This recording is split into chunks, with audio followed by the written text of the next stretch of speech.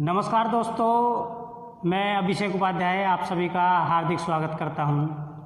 आज हम जो टॉपिक पढ़ाने जा रहे हैं उस टॉपिक का नाम है भारत के पर्वत, यानी कि भारत के जो पर्वत हैं उनके बारे में पढ़ेंगे। मैं आप सबको बता दूं कि भारत के जो पर्वत हैं, जो भारत का हिमालय है उसे हिमालय को 4 भागों में बांटा गया है। Number 1 Punjab Himalaya, number 2 Kumaon Himalaya, number 3 Nepal Himalaya और नंबर 4 असम हिमालय। इन हिमालयों की जो पर्वत के प्रकार हैं, 4 प्रकार हैं। इनमें से क्वेश्चन आते हैं, वो दिल्ली पुलिस में भी आते हैं, उत्तर प्रदेश पुलिस में भी आते हैं, एसएससी में आते हैं और सिविल सर्विस आईएएस के एग्ज़ाम में जो यूपीएससी पूछती है और यूपीएससी अपने अदर एग्ज़ाम्स में भी पूछती है।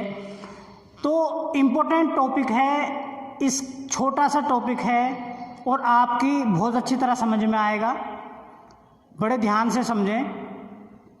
इस टॉपिक से हर एग्ज़ाम में कोई ना कोई क्वेश्चन आता रहता है। तो हिमालय को 4 भागों में बांटा गया है। पहला क्वेश्चन यही है कि हिमालय को 4 भागों में बांटा गया है। किन किन भागों में बांटा गया है? नंबर 1 पंजाब हिमालय, नंबर 2 कुमायूं हिमालय, तीसरा नेपाल हिमालय और असम हिमालय। अब हम बात करते हैं, इनसे अलग भी भारत में कुछ पर्वत हैं या पहाड़ियां हैं, जैसे अरावली। अरावली की बात करें तो अरावली भारत का सबसे पुराना, यानी कि ओल्ड, बूढ़ा, सबसे पुराना जो पर्वत श्रेणियां हैं वो अरावली की श्रेणियां हैं, या अरावली पर्वत भारत का सबसे पुराना पर्वत है। उससे अलग सतपुड़ा की पहाड़ियां हैं जो मध्य प्रदेश में पड़ती हैं, और दक्षिण भारत में केरल में भी पहाड़ियां पड़ती हैं, उनके बारे में बात करेंगे। तो हमने पहला क्वेश्चन तो आप यही लिख लो कि ये पूछा जाता है कि भारत का सबसे पुराना पर्वत कौन सा है, तो अरावली पर्वत जो है, अरावली पर्वत की जो पहाड़ियाँ हैं वो सबसे पुरानी पर्वत माना जाता है पहाड़ी भारत का। अब बात करते हैं पंजाब हिमालय। पंजाब हिमालय से क्या क्या सवाल एग्जामिनर के द्वारा पूछे जाते हैं, तो मैं बता दूं आपको, पंजाब हिमालय की सबसे ऊंची चोटी केटू गार्डविन ऑस्टिन है। केटू गार्डविन ऑस्टिन में से क्वेश्चन आता है कि भारत की सबसे ऊंची पर्वत चोटी कौन सी है। ध्यान से सुन लो कि भारत की सबसे ऊंची पर्वत चोटी, तो उसका उत्तर होता है केटू गार्डविन ऑस्टिन। पंजाब हिमालय की सबसे ऊंची चोटी केटू गार्डविन ऑस्टिन। केवल ये भारत की सबसे ऊंची चोटी है, वर्ल्ड की नहीं है, ध्यान रखना, ठीक है। उसके बाद एक काराकोरम दर्रा है जो कि पंजाब हिमालय में पड़ता है, और काराकोरम हिमालय भारत का सबसे ऊंचा दर्रा है जो कि पंजाब हिमालय में पड़ता है। अब बात करते हैं कुमायूं हिमालय की। कुमायूं हिमालय में से क्वेश्चन आता है कि कुमायूं हिमालय की सबसे ऊंची पर्वत चोटी कौन सी है, तो धौलगिरी इसका उत्तर है। कुमायूं हिमालय की सबसे ऊंची पर्वत चोटी धौलगिरी है, ध्यान रखना, धौलगिरी। अब मैं आपको बता दूं, जो धौलगिरी पर्वत श्रेणियां हैं, कुमायूं हिमालय की सबसे ऊंची चोटी धौलगिरी।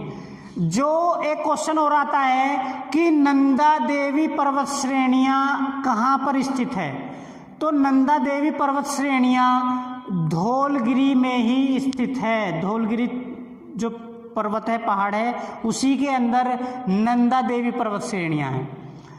एक क्वेश्चन और बनता है यहाँ पर कि बद्रीनाथ, केदारनाथ और यमुनोत्री कहाँ पर स्थित है, तो बद्रीनाथ, केदारनाथ और यमुनोत्री वो नंदा देवी पर्वत श्रेणियों में ही स्थित है। सबसे इंपॉर्टेंट क्वेश्चन, एक बार और रिपीट कर देता हूँ, बद्रीनाथ, केदारनाथ और यमुनोत्री नंदा देवी पर्वत श्रेणियों में स्थित है।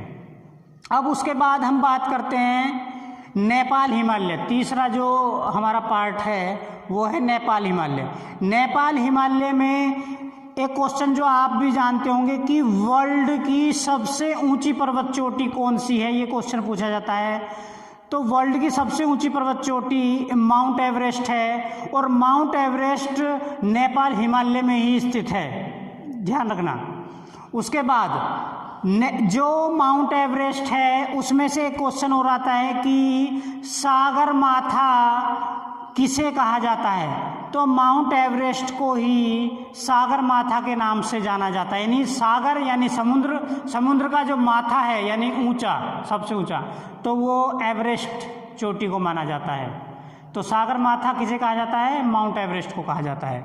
उसके बाद हम बात करते हैं ये जो नेपाल हिमालय है, इस नेपाल हिमालय से ही ब्रह्मपुत्र, काली नदी, तीस्ता नदी और दिहांग नदी, ये चारों नदी नेपाल हिमालय से ही निकलती हैं। एक बार और बता देता हूँ, ब्रह्मपुत्र नदी, काली नदी, तीस्ता नदी और दिहांग नदी ये नेपाल हिमालय से ही निकलती हैं। अब हम आते हैं हिमालय का चौथा पार्ट, असम हिमालय।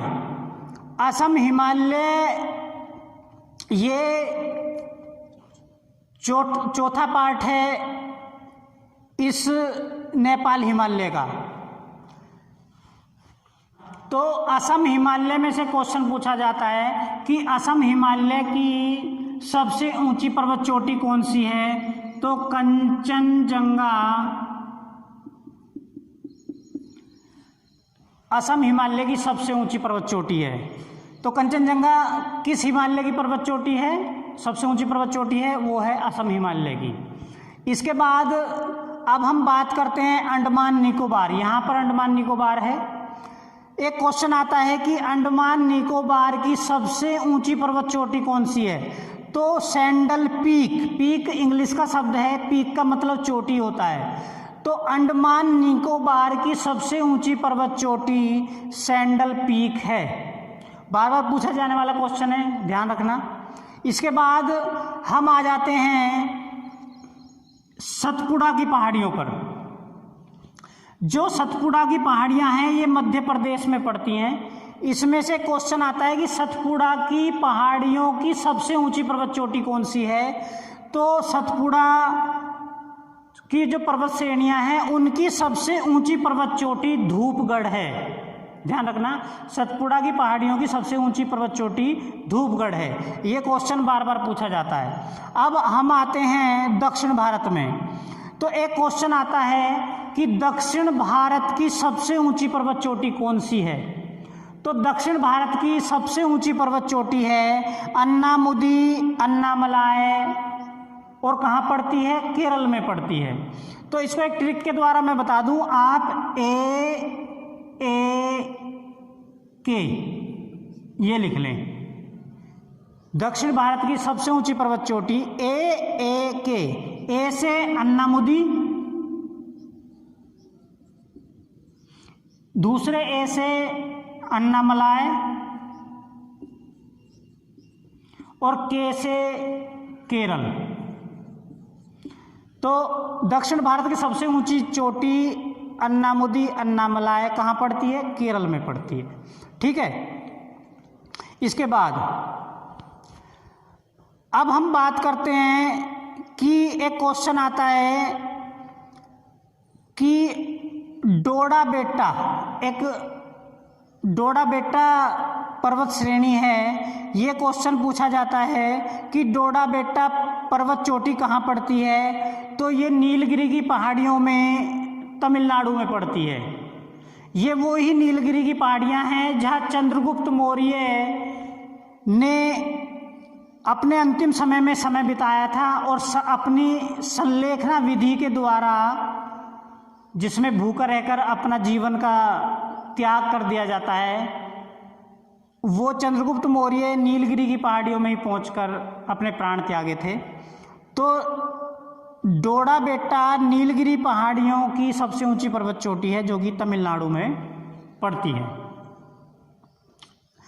इसको एक क्वेश्चन और बना लेता है इसमें कि दक्षिण भारत की दूसरी सबसे ऊंची पर्वत चोटी कौन सी है, तो उत्तर उसका होगा डोडा बेट्टा।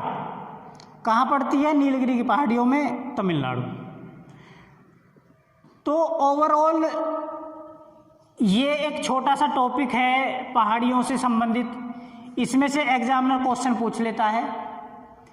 तो इसमें मैंने आपको बता दिया है, कोई डाउट हो तो आप मुझसे पूछ सकते हैं कमेंट बॉक्स में। बहुत अच्छा टॉपिक है, इसमें से बार बार क्वेश्चन पूछे जाते हैं सभी एग्जाम में। बाकी ऐसे ही मैं वीडियो बनाता रहूँगा जो कि आपके एग्जाम में हेल्पफुल रहेंगी। मेरी तरफ से आप सभी को बहुत बहुत शुभकामनाएं। धन्यवाद।